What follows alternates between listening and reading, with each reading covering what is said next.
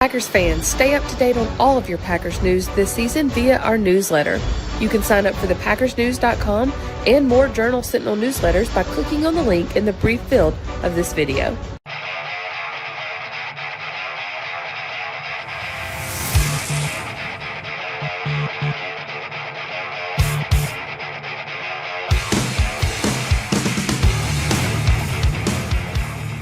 Packers fans, welcome into the Green 19 podcast from JS Online and PackersNews.com. I'm Kassidy Hill, joined as always by Tom Silverstein and Ryan Wood here at Lambeau Field, where, guys, we have made it through the first 2 weeks of Packers Training Camp 2023, and what may go down as one of the hottest training camp days. Spoon, you've been through a lot of training camps, as we've discussed. You've been doing this longer than I've been born. Is that the hottest training camp practice you've had to sit through? I don't think so. No, I can remember some real mid-90s, close to 100 degrees. Yeah. But the combination of heat and humidity, yesterday, I just went home and pretty much went to sleep. Yes. I was really drained. I kept just drinking water, and I'm like, wow. And I didn't even have to run around in shoulder pads and helmet. I had a headache for the rest of the day. Yeah. I think, too, we stand on that track that surrounds the field, and heat reflects off of that. It does. It's at least 10 degrees hotter. Yeah, absolutely. I had a moment on the sideline where, it's not just the heat, it's a lot of standing that we do this time of year. So I was stretching out my back, and Nate Lacasio, the Packers PR staff, saw me kind of bending over. He's like, "Ryan, are you okay?" Freaking out. And I turned to him like, "Yeah, man, I'm just old." It's my back. It's not the heat. Right? But the whole combination of it, 10 years that I've covered this team, I probably could count on one hand the number of practices that have been that hot. And it was the longest practice. How hot was it? It was so hot that the Packers offered us water. I know. Yeah. For the first time. And just like humans. And the Packers towels, the rags, the cool rags. Oh, I didn't see that. Yeah, the rags that they were given to fans that say Packers Training Camp 2023. You dip them in water and then put them around your neck. They were handing those out to media members too. Wow. So if you're tracking at I home, didn't get that. We have now stood on the grass for. When's the last time you were actually able to stand on the grass at practice? Not that rubber track. Man, yeah, it's been a long time. I try to sneak on there whenever I can to get off that surface. Did you see a fan made a fake media credential and snuck in yesterday and was standing on the grass taking pictures for a while? And they finally caught him, threw him out. He changed and came back for the bike ride back. No way. So it's tip of the hat. First time in 10 years that I've been able to stand on the grass and getting water. So Packers PR staff is really working for that Roselle Award. Yeah. With water. Sending our thoughts to Johnny Gray, too. He had a moment with the heat yesterday, too. Oh, did he? I didn't know. Oh, I didn't know that. Yeah. He's had, I think, he's struggling to walk because I think he got some operation or something. But, yeah, I hope he's okay. Yeah. Love seeing Johnny out there. Mm-hmm. One night, I was standing one day at training camp, I happened to just find myself standing between Larry McCarron and Johnny Gray. And I asked them something innocuous about, what was training camp like when you played or something like that? Because there was a couple of years where they overlapped and played together. And they just went off telling stories. And those two guys don't talk a ton, but when they got to talking about their playing days and their training camp days, it was fun to just stand there and listen to them. Yeah. I saw Johnny Gray play. Really? I was in probably grade school or high school. He was a good player. Yeah, that's cool. That's a long time ago. Mm-hmm. I'm just kidding. Yes, it was. I want to dive right in. We have had a week of training camp since our last podcast. I don't feel like there's been a ton of new news to come out of this training camp. We'll spend a little bit of time on Zach Tom and the offensive line. But before we dive into the rest of that, we found ourselves having a conversation yesterday. And the three of us, I think we were about 5 minutes into this conversation before Ryan finally stopped us and said, this would make a really good debate on the podcast. So let's save it. So now let's have this debate here. There are three backup quarterbacks that are fighting to back up Jordan Love. Brian Gutekunst said today that the most important factors he's looking for in a backup quarterback, he said, sometimes you might have a runner versus not a runner, and it brings a different look. He was like, honestly, what we need is someone that can go out there and score points if needed, and be a support for Jordan Love. He said, I don't think people realize how important that is. So with those two factors in mind, let's just kind of walk through all three of these guys who he also made the comment, they've all had good moments. We've also been out there every day. We've seen they've all had some bad moments. Let's just kind of walk through these three backup quarterbacks and assess what could work in their favor to back up Jordan Love, what might not work in their favor, because we're going to start seeing them pretty soon here in preseason games. Let's start with the rookie, Sean Clifford. The Packers drafted him in the 5th round, a lot higher than a lot of people had his grade. So they really went after this kid. From what we've seen in the locker room, he's been a great locker room guy. He seems to have, in my view, grasped the offense very quickly, but might not be as athletic as Etling and Magoo. But, that's the balancing out there. Ryan, I'm going to start with you. Sean Clifford, initial thoughts, make a case for Sean Clifford. Well, he had a good 2-minute drill the other day that ended with a touchdown to Tucker Kraft first, but that was called at the 1-yard line. So the very next play, he threw a slant to Malik Heath and scored another touchdown. When you can shine in a 2-minute drill, it shows your command of the offense. It shows your composure, your poise, and situational football. And it shows some level of talent because you got to be able to move the ball. And so he did that. That was good for him. I'm with you on the athletic limitations. He's not, Danny Etling was a guy that didn't really show up the first couple weeks of camp last year, and then the preseason games came, and all of a sudden he's breaking off long runs. It's like, oh, this is a really good athlete. Like, I don't think we're going to see that from Sean Clifford, but Clifford will use his legs when he has to. We've seen that a few times. He's not a 45-year-old Tom Brady with his legs either. Like he can move, but he's not going to be your athletic quarterback. He's just he's a guy that the Packers clearly saw something in. He's the 11th quarterback drafted in this class, so it's not like they kind of had to take him where they had to take him if they wanted him, because there was a run on quarterbacks and that it just landed in the 5th round. So they saw something in him. With that said, I don't think there's any real danger of sneaking him through the practice squad either. That being said, Spoon, I made the comment yesterday, well, Clifford's a draft pick and a 5th round one at that. There's no way they cut him. And you said, so play devil's advocate for me here. Like, what would be the process, like Ryan said, to trying to sneak him onto the practice squad? Oh, because not many teams keep more than 2 quarterbacks. So, basically you're just keeping young guys on the practice squad unless you think that he's the backup. And I wouldn't rule that out. He's kind of a gamer, and I'm interested to see him in the games. Over the years, I've seen guys who come in and, they're not real impressive athletes. They're not like total, studs, but they move the team. And I think that's what Clifford, if I had to predict, that's what Clifford will do.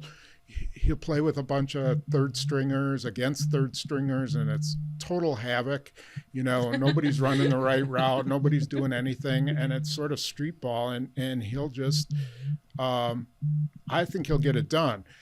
That doesn't mean he's good enough to be the backup, but I think he's got a chance. I'm not impressed with any of the 3, so I don't know really what they're going to do. But there's 3 games to go, and that'll make a determination. That'll make a big determination. Let's jump ahead here. Could we see none of those 3 by the time the season starts and a whole different guy? Mm-hmm. If a veteran's out there, especially. But oh yeah.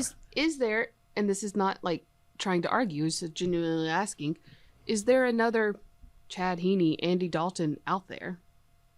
Oh yeah, there will be. There'll be teams who, like I said, will only keep 2 quarterbacks, and I mean, Tim Boyle could be available. For all we know. I mean, are they going to keep Zach Wilson, Rodgers, and Tim Boyle? I don't know. That's where the relational side that Brian Gutekunst mentioned could be especially important, because how much is Jordan Love going to learn from Danny Etling or Sean Clifford or Magoo? Like, it not much. If you bring in a veteran guy relationally, that there's a lot more value there. I think with the 3 behind Jordan Love, I think right now going into family night and then going into the first joint practice, preseason opener, with all that ahead of this team, I think it's wide open for any of those three. And any of those three that show up and play their way onto the 53, I don't know that the QB2 position could be more wide open than it is right now. That being said, let's move on to the next guy on our list here, Danny Etling.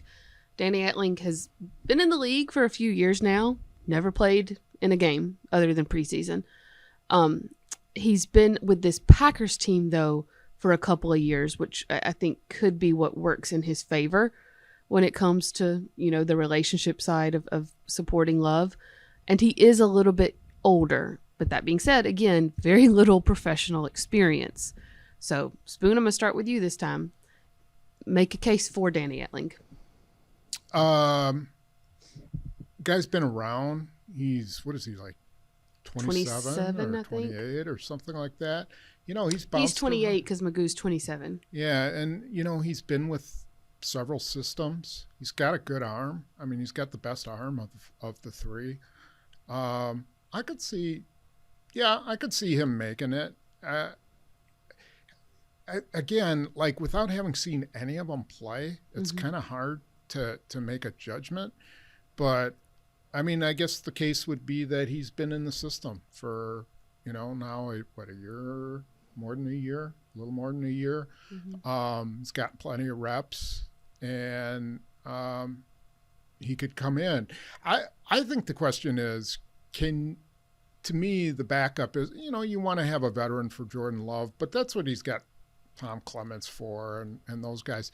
Can a backup come in and win you one game, or can he come in the second half if Jordan Love bangs up his thumb or something like that? Can he come in and finish it off? That to me is like the most important thing. And I think in those cases, you kind of like a young guy who can just sling it a little bit instead of some old guy who's going to, I don't know, maybe you like the old guy. I just don't know. We haven't seen backups around here, so I'm not really well-schooled in the backup, kind of world. So I think Etling could make it, but I really do think they got to scour the street. To your point about needing a guy that can come in and possibly sling it, I almost wonder, let's jump ahead to the last guy, I almost wonder if that's the case for Magoo. He has the most quote-unquote professional experience of all three guys, really kind of almost of all four, because of his year in the USFL. And Matt LaFleur said, no matter the league or no matter the level of league, if you have professional game experience, that makes a difference. And the thing I'm not sure I agree with that, but okay. I'm just saying that's what they're thinking. That's what he's saying. Yes. Publicly. With Magoo, though, like, he has some high highs and then he has some low lows. He hasn't shown the consistency, which is what you've seen from Clifford and Etling. And I feel like that may be the most important factor at quarterback, is just you need if you're not going to be a game changer, at least be a game manager. And I think that's what you can get with Clifford. That being said, Magoo can sling it. I think he needs to figure out some touch on the ball just based on what we've seen through training camp so far. But when you look back at his USFL tape and look at back some of his highlights, I almost wonder if he's what you would call a gamer as well, which is why I kind of want to see him at least in one preseason game. I mean, Ryan, if you're down to Etling and Magoo, like, what are you weighing there? Well, I think a really curious part of this is, it's one thing to have four quarterbacks when one of them is Aaron Rodgers and he's not going to take a single preseason snap. But Jordan Love's going to play. We don't know how much, but even the impression I got from Brian Gutekunst today is that Brian Gutekunst is sure like Jordan Love to play in the preseason. He's got to play. And we know, so that he's going to take a healthy share of preseason snaps. And then you got three quarterbacks to decide from after that. How do they organize that? How do they divvy that out? How do they make evaluations based on those snaps that the other guys get? I don't know. It's one thing to say it's wide open. Whoever shows up, whoever plays their way on the 53, it's there for them. But, like, there's not a lot of snaps for that to actually be possible. So a guy like Magoo, to your point, hasn't been consistent. I don't think that's a surprise at all. I mean, he just got here. He did not have the offseason program. He just showed up a week ago in Green Bay and, hey, go out there and do camp. So I don't know if you can hold that against him. They've wanted him for a while too, which almost makes me wonder. There's only one cut down day this year, but Spoon, as you pointed out, just because there's one cut down day doesn't mean they won't release a guy before then. But I almost wonder if they hold on to him just because they have wanted him for so long. Well, I don't think they'd get. bring him in here if they didn't think he had a chance. If he's just a camp arm, they don't need camp arms with this QB depth chart. So not to say that he's going to be QB2, but by very nature of him being here right now, I think he has a chance. I just don't see the highs that you're talking about. I haven't seen him make. I think he's got one a hell of an arm. The whole time I've watched him in 11-on-11s, I don't remember a big play that he's made or a drive that's been really impressive like Clifford's had. He hasn't had a lot of drives either, though. That's the That's true. You're right. You're right about that. It's going to be the same way in preseason. Right. So I don't know. I guess I'm seeing the arm. I think he's got more of an arm than Clifford. Maybe not. He may be about on par with Etling there. I think as we've seen him progress through camp and learn the playbook more and more. The first week, there were times they were just completely on different pages. He was putting the ball nowhere near a receiver. I think we've seen him sort of grasp the playbook more as we've gotten into the second week. So the ball's at least going to the right spot. And then you have to remember he's working with third and fourth string guys who might not even make the practice squad. And I see him know when to pull it and run, which again are little things, but it kind of might come down to those little things when you're trying to decide who it's going to be. He's not a big guy. I don't know what he's listed at. He doesn't strike me watching him on eye test as a big guy. I kind of like the way the ball zips from his hand. He's bigger than Etling and Clifford though. And he's not a Jordan Love's. He's a big guy. Yeah. I mean, he grew into his body. I like the way that the ball zips from his hand. I don't know how that, from an accuracy and being on time standpoint, if that's going to matter, because that's ultimately what matters. And I think he's a decent athlete. And if you're USFL MVP, I mean, you know how to make plays on some levels. So I think he's got a chance, but it's wide open. All that to say, I think it'll be Etling and Clifford. But something else to keep in mind, no matter who it is the third quarterback this year could be on a game day roster. So you're not looking at your third quarterback just as a practice squad guy. You're looking at somebody that could feasibly be coming into games. Yeah, the only reason you would do that is if your starter was banged up and you were worried about him getting hurt. Mm-hmm. There's no other reason to keep a third quarterback on there, because then you're just taking away someone's spot who's would be playing, So I think that's just a chance for if your quarterback is beat up and you want a chance, you're afraid that he might not make it through the game. You got an emergency guy instead of having to, like Randall Cobb or whoever was going to be their quarterback. Who would it be this year without Randall Cobb? You got me. Don't have the faintest idea. Maybe Keyshawn Nixon. He wants to do everything else. So Tyler Davis played quarterback in college. Who? Tyler Davis. He was a quarterback at UConn. That I'd like to see. That would be interesting. That's a position that'll sort itself out by the end of camp. Yeah, but it's always an interesting debate. We'll see these guys in action next week in Cincinnati. Probably some in family night too, but especially next week in Cincinnati. So we'll probably really get a first look at these guys. That being said, let's move on to a different unit then. And I mentioned Zach Tom at the top. He took snaps at center this week. It feels like, to me, it feels like Josh Myers is put on notice and then he wins it back. And then he's put on notice and then he wins it back. Where is that center position at right now? How much stock do you put into Zach Tom taking snaps there, Spoon? I put a lot into it. I think they were sending a message to Myers. I think sometimes he gets in these lulls where he's, I don't know what it is, but he's not playing to their expectations. And, it happened some last year too. I think they all think that Zach Tom's best position is center. And they're trying, as they always say, get their 5 best guys out on the field. And now they're trying to figure out, well, if Zach Tom's at center, and we put, Caleb Jones or Josh Neiman at right tackle and him at center, maybe that is our best 5. I don't know.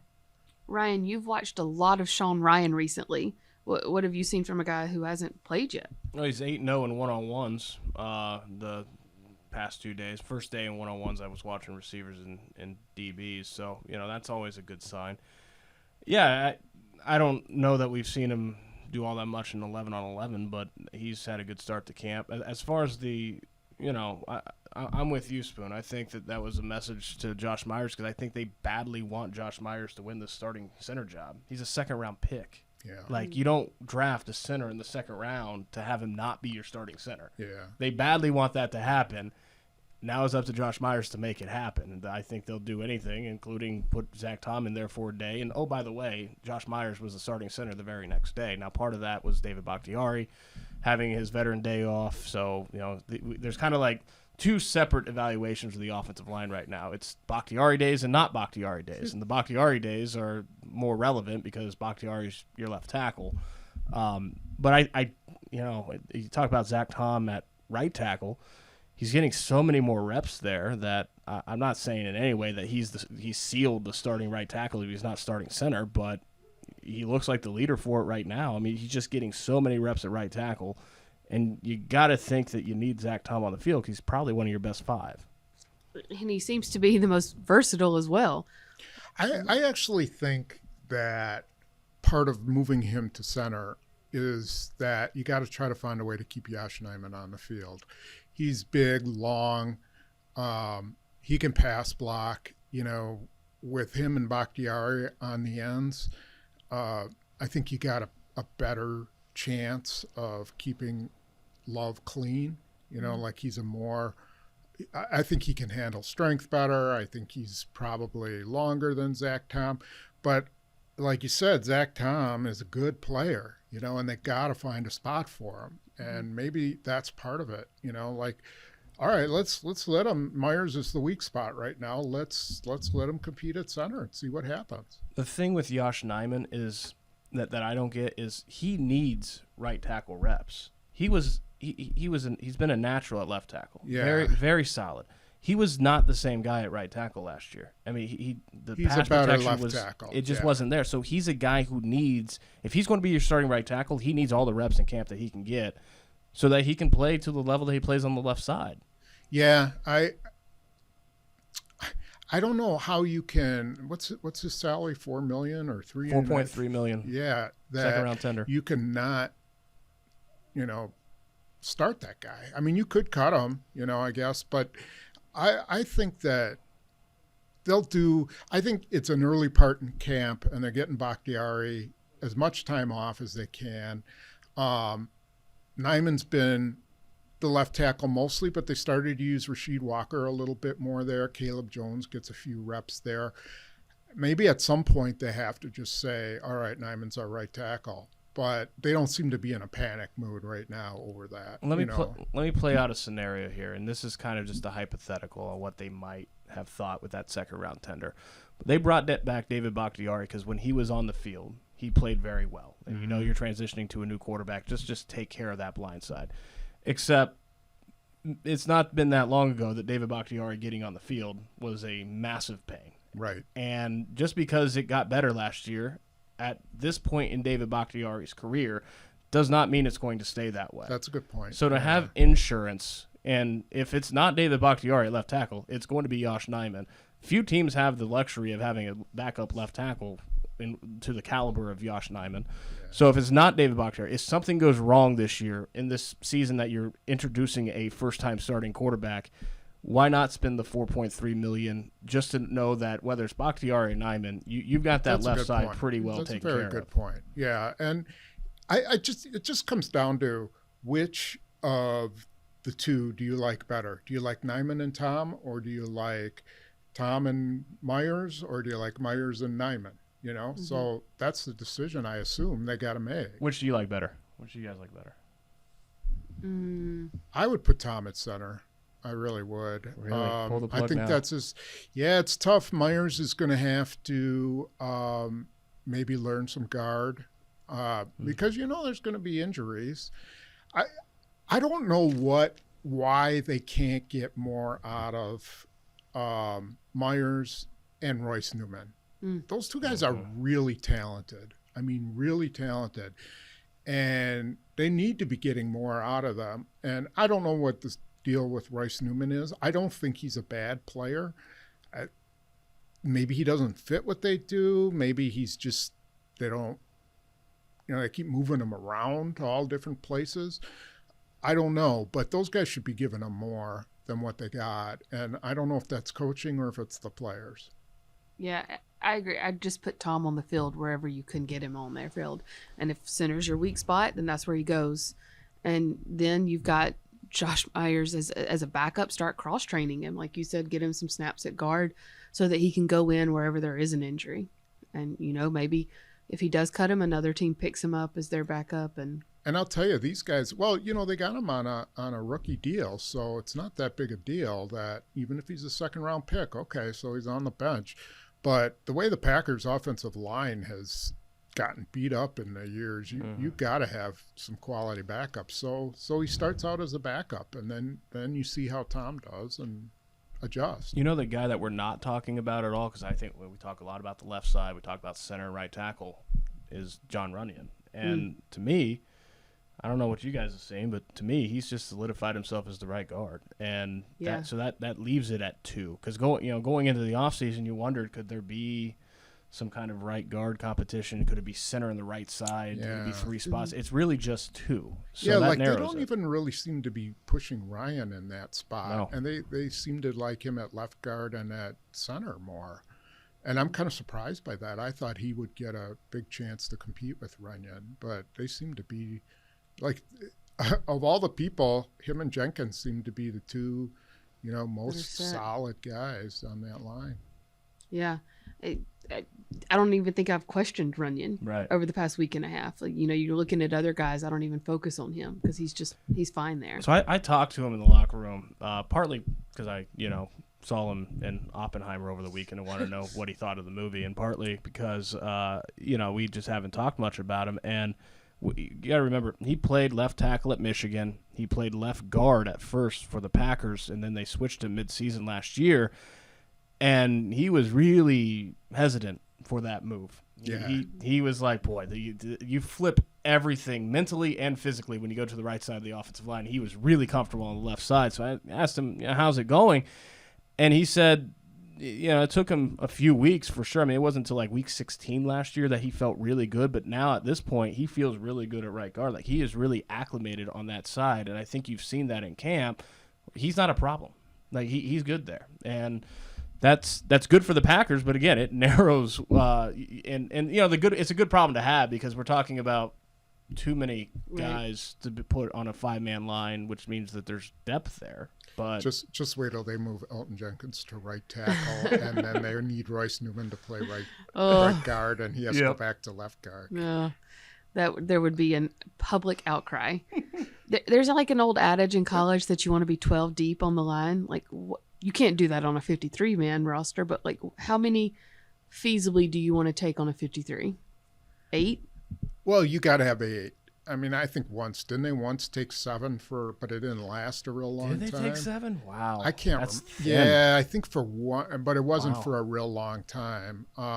You got to have 8. I've seen them go as much as 9 or 10. 10, yeah. I've seen quite a few. That's not unusual. So everything's kind of different now with the practice squad. But with this group, they should be keeping 9. I think with the guys they have 9 on there, if they're not keeping 9, then they're not doing their jobs because they have enough talent to keep 9. I could see 10. I could definitely see 10. Yeah, 9 or 10. The 5 that we've been talking about plus Jones, Ryan, Newman. Yep. And who am I forgetting? Jones. Ryan, either Newman. Tom or Nyman, whichever one. Yeah, whichever of those two guys doesn't start. Yeah. Right. Yeah. Like you said, a good problem to have. Let's talk a little bit about the guys that are running behind them. Brian Gutekunst spent time on Friday talking about what he looks for in a third running back. He said, if you've got a guy that's really good at one thing, he can get by as your first string. They've got Aaron Jones. They've got A.J. Dillon. Two different backs, but they balance each other out. What does he need in a third back? He said it's got to be somebody that can catch out of the backfield, somebody that can pass block, and somebody that can play on special teams. He's got to be versatile enough if he wants to make the team as a third back. Their third back has been Patrick Taylor, but Tyler Goodson is someone that they really, really liked last year when he was coming out of training camp as a rookie. It was still just sort of early on. He didn't do quite enough. He spent the season on the practice squad.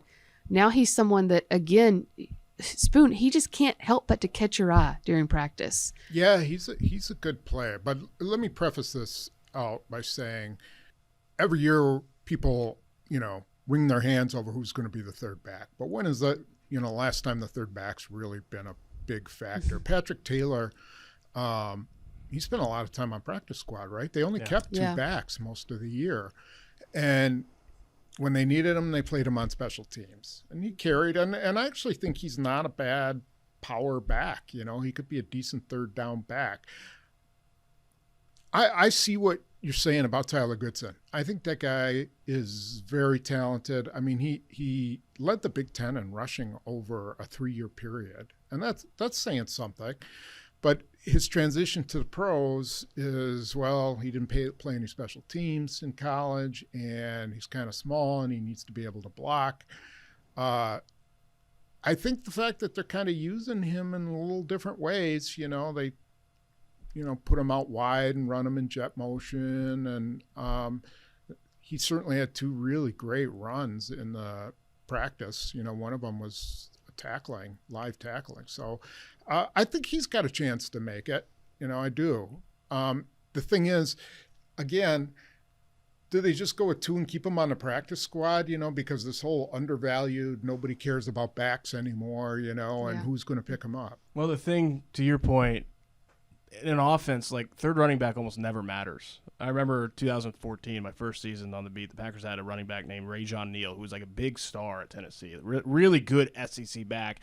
And you watch him in practice and, more importantly, in preseason games, and he'd get a lot of yards. And I'm like, you can't cut this guy. Like, this guy is putting film out there. He's Rajon Neal. He's a good player. And you get cut every year. Put him on the practice squad, nobody pick him up because he's a third running back. And third running backs don't matter offensively. They almost say you got to have injuries for a third running back to really be a factor. So, yeah, you can do that. And when it comes to Tyler Goodson and Patrick Taylor, we've seen a fair amount of Patrick Taylor, and he's reliable. He's a solid blocker. He can receive, but he's kind of 3-4 yards in a cloud of dust forward. Yeah. I think Tyler Goodson's got more juice to him, which is upside. But he's a third running back. And if Aaron Jones and A.J. Dillon are healthy, you don't need your third running back. If he can improve the way Aaron Jones did as a blocker, then I think he could be a third down back in the, form of like a Jerick McKinnon or something like that, where he's a guy, if you dump the ball off, to him or set up a screen, he could do some damage. And, I haven't seen a lot out of A.J. Dillon on third downs. Like, I haven't been real impressed on third downs. Aaron Jones, I'd want on the field whenever. But I could see them on third downs going to Goodson. But he's got to be able to protect. That's the key. Guys, before we do focus on family night real quick, let's spend a few minutes on the defense. Defense has been winning most of the days. They actually did their first set of up downs on Thursday, though, because they lost the competitive period. But this is still the point of training camp where it's a defense's game, where they can kind of have their fun, and it's hard for the offense to get going.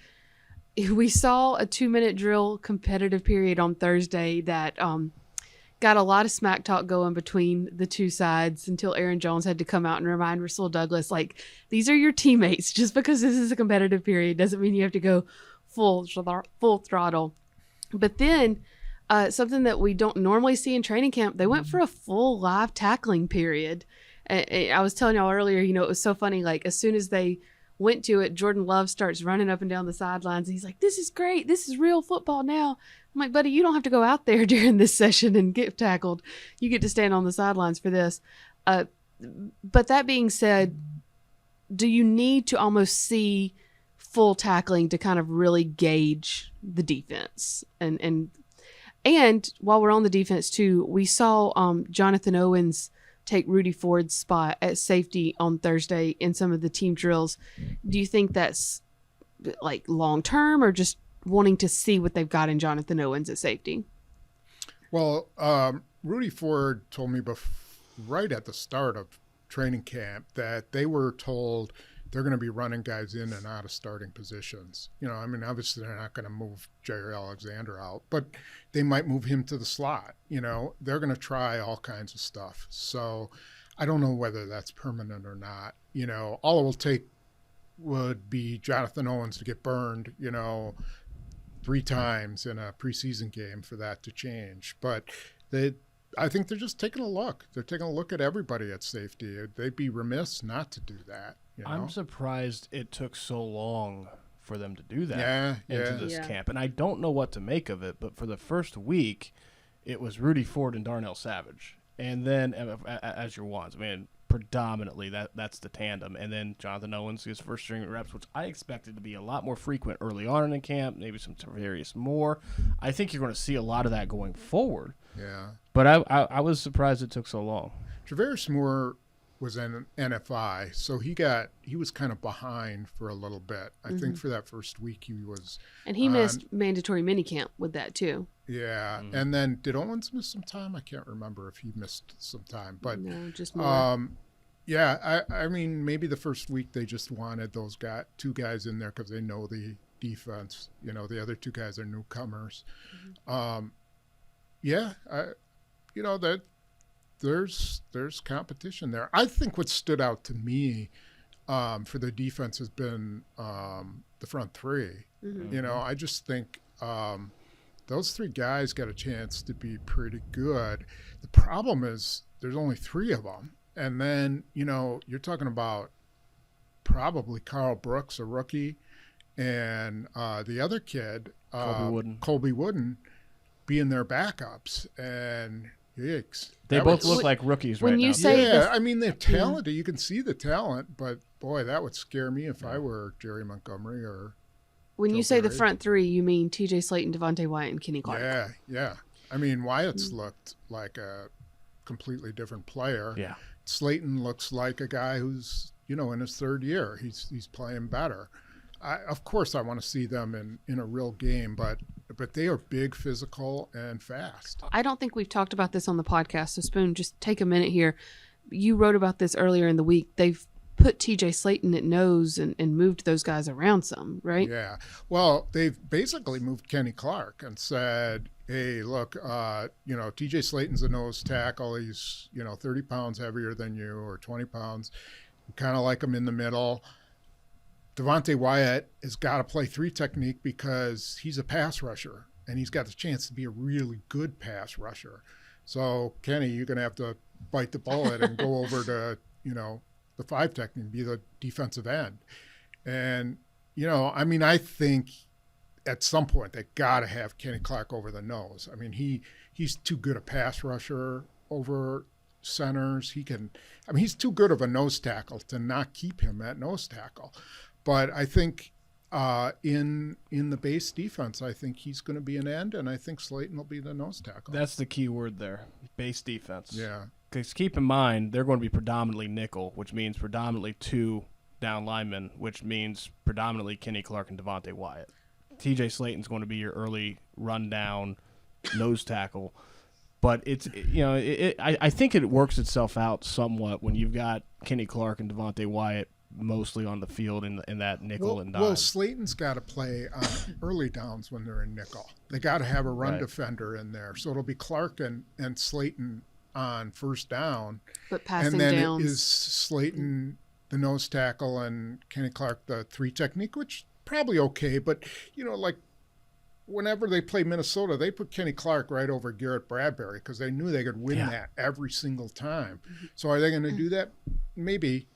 But it is a little bit of a new dimension. I think you're still going to see Kenny Clark over Garrett Bradbury as much as you can. There's sometimes he's just too hard for a center to handle by himself, and so you want him like right over the nose. You know, quick point on Devontae Wyatt. I'm always kind of hesitant to make too much out of a guy early in camp because it's early in camp and there's a long way to go. Right. But sometimes you get a sense from the way that teammates talk about a guy in the locker room, and from Elton Jenkins, who came over and interrupted my interview with Devontae Wyatt, comparing him to Muhammad Ali, and he was being goofy to an extent, but not that much, because I asked him, he was talking about how fast Devontae Wyatt is now, and I was like, do you see that a year ago? He's like, no, I didn't see that a year ago. He's playing kind of slow, and he's fast now. To John Ryan, who was going on and on and on about Devontae Wyatt after getting whipped on a spin move. We just talked about how solid John Runnings looked. John Runnings looked. Well, Runyon went on and on and on after getting whipped by that spin move. About he's a good player. He's low to the ground. He's tough to get your hands on. He's dynamic with his speed, but his bull rush is very impressive. It's a long way to go, but Devontae Wyatt does look like a different player, and that could be really interesting to see him in the 3-tech. Yeah, and I wish they would match him up more against Elton Jenkins. I'd just like to see that. I mean, Elton Jenkins is I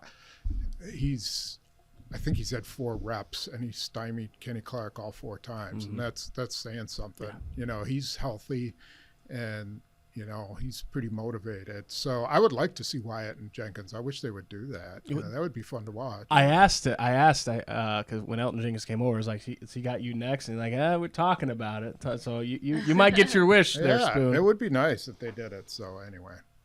Speaking of one-on-one matchups, we heard from corners and receivers this week about a rotation that they themselves are putting in just to sort of make sure that all the receivers are getting different looks.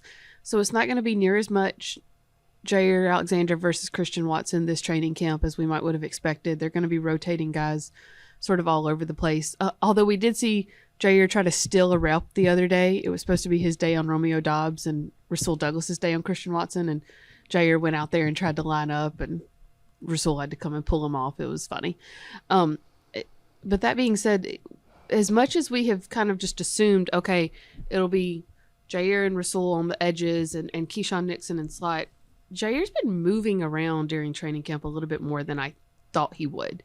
Do you think they're just – and he has said, I want to follow the number one receiver every time. He can do that from outside, but that shifts Keyshawn Nixon, right? Am I thinking about that correctly? Like if Jair's moving, doesn't someone need to shift over to sort of cover that other edge? Yeah. I mean, I don't know. I don't know if I've seen Jair in the slot with someone else outside. I don't think he plays a slot. Now, I think if there's 2 or 3 receivers on one side, he might take the inside guy. Mm-hmm. But Keyshawn Nixon has been the main slot guy. Mm-hmm. And if they follow with Jair Alexander, someone has to take over for his guy. If his guy motions to the other side, then Keyshawn Nixon, has to slide to the outside. So all of that leads to my question. Eric Stokes is working his way back. If that's how they're going to play and let Jair follow the number one guy, do you trust Keyshawn Nixon being out there every snap when they're playing nickel to move over to the outside? Well, where I think Eric Stokes factors in long term is you've got your top 2 corners, which is when you got your number 1, Jair Alexander. You got your clear 2, which is Rasul Douglas. And then you've got Keyshawn Nixon for depending on matchups and game plan. If you've got Jair Alexander covering the top receiver and it's a perimeter receiver, it's Keyshawn Nixon.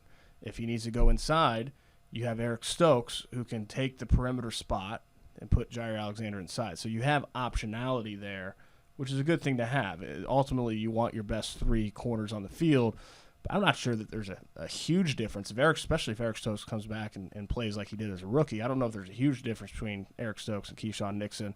It's just a matter of basing that off the game plan and who you have inside except and out. Stokes can't play the slot. Exactly. So Jair Alexander has to move to the slot, or Rasul Douglas has to move to the slot. I wonder if they might consider playing dime on 3rd downs and then move Alexander and Keyshawn Nixon to the slot, Stokes and Rasul Douglas outside. Now you have to take Quay Walker or Devondre Campbell off the field. But on 3rd and 7, But if you you're, know, if you're, those you're playing the 6 guys, Vikings, why not? Well, you my, know? my point is, so let's say like when they go up against the Raiders, right? You want Jair Alexander on Devontae Adams. What do we know about Devontae Adams? He can play a lot from the slot. He Yeah, can do a he can lot of play damage anywhere. from the slot. Let's say that that's the game plan. They want to put Devontae Adams in the slot. You're going to see a lot of Jair Alexander in the slot. And if by that point Eric Stokes is healthy, ready to go, Right. you'll see Eric Stokes on the outside, Right. Jair Alexander in the slot, Rasul Douglas on the other outside. Other weeks, if they're playing an offense where their top receiver is a perimeter receiver, Yeah. you'll see Jair Alexander on the outside, Keyshawn Nixon in the slot. You'll see Rasul Douglas on the other side. Right. Yep. Yeah. That's right. all of this comes up because the other day during 11 on 11, there was a time where Christian Watson motioned from outside to inside, and it was almost stacked with him and Dobbs, to your point about it being stacked. And Jair Alexander moved with him inside, and Rasul Douglas came over, and there was like, it was like Jair, Douglas, and Keyshawn Nixon all grouped right there together. And there was a moment where they all looked at each other, and it was like, who's going where? And it was simply just because Watson moved from the outside to stack behind Dobbs. Mm-hmm. And so I think there's still a few, for as much as we thought that unit was set, I think there's still a few question marks there. Yeah, it might have been a coverage that they hadn't seen or Yeah. were like needed to declare who's got who, because in a stack formation, you're either playing zone or you're playing man. And if you're playing man, who's got who? You know, so they have to make that kind of declaration. Yeah. So, They ended up working it out. Jair and Rasul stacked on their side, and they sent Keyshawn Nixon to the other side to cover who I would assume is Jaden Reed. I didn't get a look and see who was over there. I think that's But, yeah. exactly what it is. That's an early in camp thing. Okay, this is one of our first times against a bunch. Let's make sure pre-snap we all know what we're doing so that I think they should say, "Hey, Rasul, you do not have Watson." Yes. You do not have. I've seen Watson Romeo run Doubs. by him a number of I times. think Watson has beat Rasul in every one-on-one rep the two have had against each other. Yeah. Except there was one did where get him- Rasul, knocked it out. Yeah, didn't he get him in the end zone? Like, Yeah, yeah. right after he caught it, that Yeah. was a good play. That's He a did. Rasul Douglas kind of play. You know, Right. I'm trailing behind by a half yard or a yard, Let me dive real and quick. when he makes the catch, I'll knock it out. Yeah. I asked the two of them because Rasul Douglas and Christian Watson, their lockers are next to each other. And so they talk a lot about those plays after practice too. And I asked them about that the other day about both plays. And Rasul was like, yeah, he made a good move on me on that first play. And Christian Watson was like, I just ran past you. That's about right. So I really Yeah. did. But yeah, it's definitely different looks. I saw Rasul Douglas. He was playing outside of Samari Toure, and before the ball was even snapped, he went over and slagged him in the chest. and then he went back. You know, like I don't know Yeah. if the officials even saw it, Yeah. but it was like, you know, he's got to win that way. Right. Like be really tough. And while we're on this subject, the play where Watson just burned right past him, Rasul was on the line, and I think the plan was to jam him. And then the next play where Rasul was able to knock it out in the end zone, he lined up, 6-7 yards off. Yeah. So Watson still has speed, but he was already sort of off. So different looks, which is what you need this time of year for your receivers. You need them to see all different types of coverages from these guys. Guys, we do have family night on Saturday night. The guys in the locker room seem very excited about it.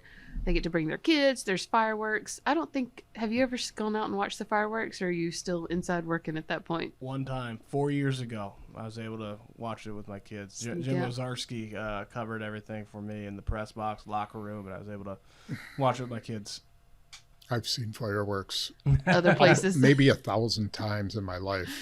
You don't There's need to nothing walk out and see them special here. for me to go see fireworks. It's here. much better to watch my kids watch fireworks than me actually watching Yeah. fireworks. You know, to see the excitement in their eyes is a different. That's what July experience. 4th is for. Yeah. You want to go see fireworks? Go to a Timber Rattlers You don't game need to or something like that. They have it every Oh night. gosh, you I know? swear the Rockers over here Mhm. that are on Holmgren, they shoot off fireworks after Do every they? game, every single game. Yeah. That being said, we do a family night on Saturday night. What do you go into family night with sort of like a tentative punch list of things you need to see? No, it's a practice. It's just another practice. It just happens not to a be on the field. scrimmage. It's not, maybe Okay. Anders Carlson kicking, in front of Right. 60,000 people, and Whelan punting in front of, however many people are there. That would be one thing. That's about it. Somebody the other day called it a scrimmage, and I remember thinking, like, did I just block that out from last year? I did not remember it being a scrimmage. It's not a scrimmage. They will did have scrimmage. They'll have scrimmage 2020, reps, but They remember when it rained, they did some live action. They did a considerable amount, but they had to because they had so few practices that year Spoon, because of when you say remember when it rained on family night, I have to go through because every single year it rains on family It was night. beautiful last yeah, year. right. Yeah. I just remember being on the sideline watching, and I'm getting and I'm trying to take notes because Jordan Love was playing quarterback, and he actually had a kind of a nice drive, and I'm trying to take notes, and I was just useless. That was a wet one. I remember that. It Yeah. was beautiful last year. Spoon, That's you a weren't here for rarity. it, though, last year, were you? You weren't here for family night last year. No, that's right. I was at the Hall of Fame. Yeah. Speaking of, we finally Okay. the Hall of Fame game was last night, and we got to see Aaron Rodgers with the Jets with a headset on and a T-shirt on the sideline. Did you watch the Hall of Fame game? I watched a little bit of it, yes, and unfortunately, I was on there when they had him on the talking to the two guys in the booth. I did not watch the Hall of Fame game. I was with you at Stadium View. Yeah. It was funny yesterday, though, when Matt LaFleur did his interview with NFL Network. He called the New York Jets Green Bay East. And the funniest part was there was like a 7-second span where you could see like the wheels turning in his head where he was deciding whether or not to say it. And then he was just like, he went for it. But yeah, Rodgers was everybody's buddy last night. Yeah. I mean, everybody was. it's a new Rodgers, a new day in New York. Jordan Love is, nothing but praise and Hackett. He even praised Brett Favre for being a mentor. And I was like, that sounds like some revisionist history. Man, Yeah. yeah. Well, that's okay. going to be, to me, what is most fascinating about this family night. So what I'm writing about is, and you could speak more on this than I could, Spoon, because you were there in 2008.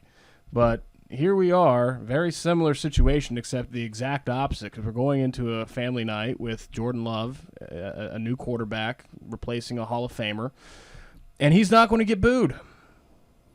The reception's been very positive. No, I don't think so. It won't be like that when half the crowd booed Rodgers, and that went on for quite a while. Aaron Rodgers made it easy on Jordan Love. Favre, He's such a giver. Favre was still beloved despite all the crap he'd pull in the offseason about whether he was coming back. But Rodgers, there's Rodgers fatigue everywhere. And I think Jordan Love really benefits from that. Yeah. Well, we will see him on the field in Lambeau on family night, Saturday night. And then, guys, we head to Cincinnati next week. So our next podcast will be coming to you from there. We will, I don't know about y'all, but I will not be getting Skyline chili. I did it one time in my life, and I was will. like, okay, I'm Every done. day. Every single day. Love it. All the cheese. Ugh. Give me that hot sauce. I love Skyline. I like spaghetti. I like chili. I like hot dogs. I like chili dogs, but that is an abomination. Do you like it, Boy, Spoon? Well, as you well know, I don't eat red meat. That's right. I'm not But I have thinking. gotten their vegetarian chili before. Was it good? It's okay.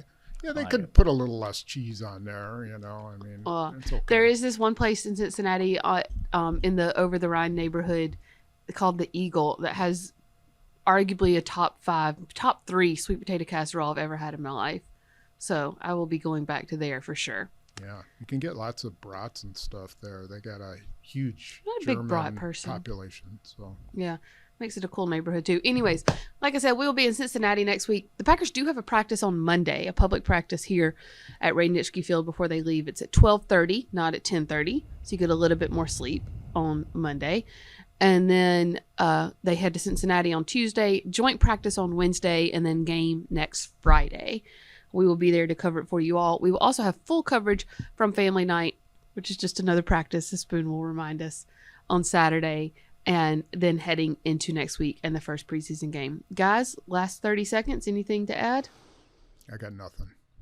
I could talk 30 minutes about Skyline Chili, but that Nope, seems I'm not like- letting that happen. Yeah. Thanks so much, guys. This has been the Green 19 podcast from JS Online of PackersNews.com.